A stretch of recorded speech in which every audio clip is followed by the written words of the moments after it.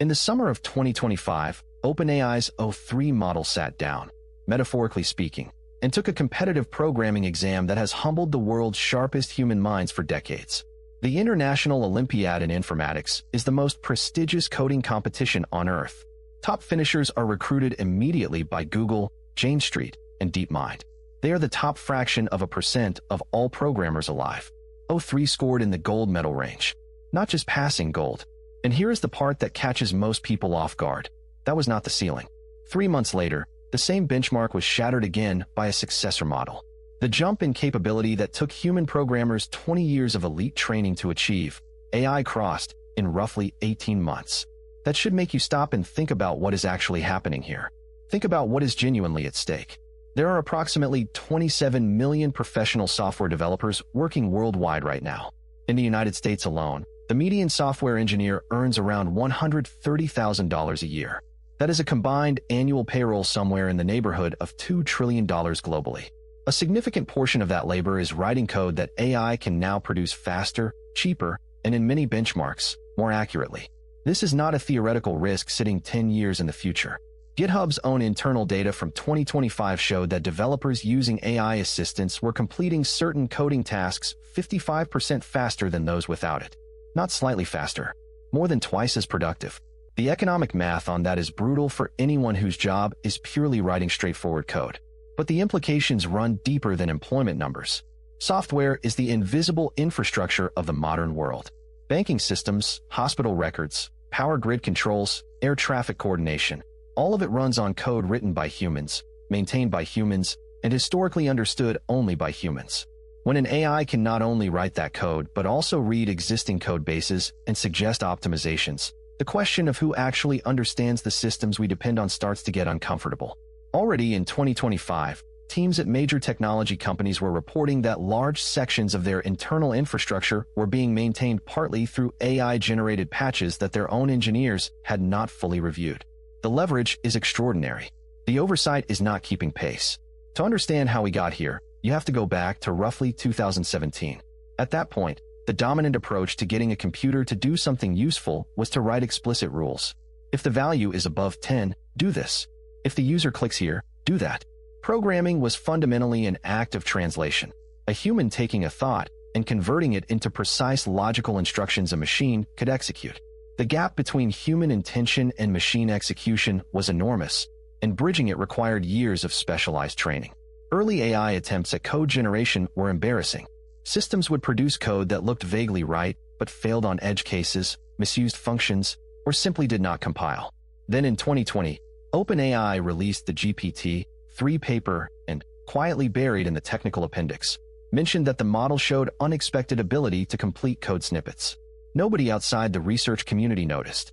A year later, GitHub Copilot launched in beta, built on a model called Codex, a GPT-3 variant fine-tuned on hundreds of millions of lines of public code from GitHub repositories. It was imperfect, but it worked well enough to be genuinely useful, which meant the race had officially started.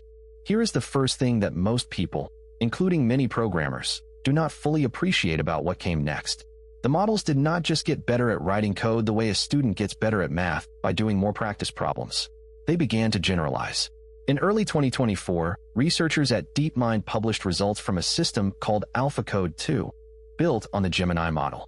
They tested it on Codeforces, a real-time competitive programming platform where human programmers around the world race to solve complex algorithmic problems under time pressure. AlphaCode 2 performed better than 85% of active competitors on the platform. But the more revealing detail was how it solved problems. It was not pattern matching to memorize solutions. The problems on Codeforces are designed to be novel. The whole point is that you cannot have seen the exact question before. AlphaCode 2 was doing something that looked uncomfortably like reasoning.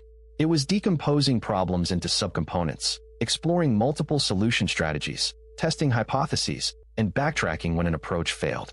That is not retrieval. That is problem solving. And by the time O3 arrived and hit gold medal performance at the International Olympiad in Informatics in 2025, the community stopped describing what these systems were doing as autocomplete. The second revelation is more unsettling, and it reframes what AI coding ability actually means in practice. Most of the public conversation focuses on these dramatic benchmark scores, gold medals, top percentile rankings, as if the story is about AI competing with the best programmers in the world. But the benchmarks that matter most for real economic impact are not the ones measuring peak performance against elite competition. They are the ones measuring everyday software engineering work. In 2025, a research group at Princeton and MIT ran a study called SWE Bench Verified, a test that presents AI models with real, unresolved bug reports pulled directly from popular open-source GitHub repositories. These are the kind of messy, real-world tasks that make up the actual day-to-day work of a professional developer. Not elegant theoretical puzzles, broken code, ambiguous requirements, and unclear error messages. In 2023, the best AI systems solved about 4% of these tasks successfully. By mid-2025, leading models were solving over 50%. Think about that trajectory. A 12-fold improvement in under 2 years on tasks that mirror real work. The implication is that the ceiling being broken is not the performance ceiling of the top 1% of programmers. It is the floor, the baseline competence that most working developers are actually paid to provide. And that is the one that matters for the 27 million people whose livelihoods depend on it. So how does an AI system actually become capable of writing sophisticated code?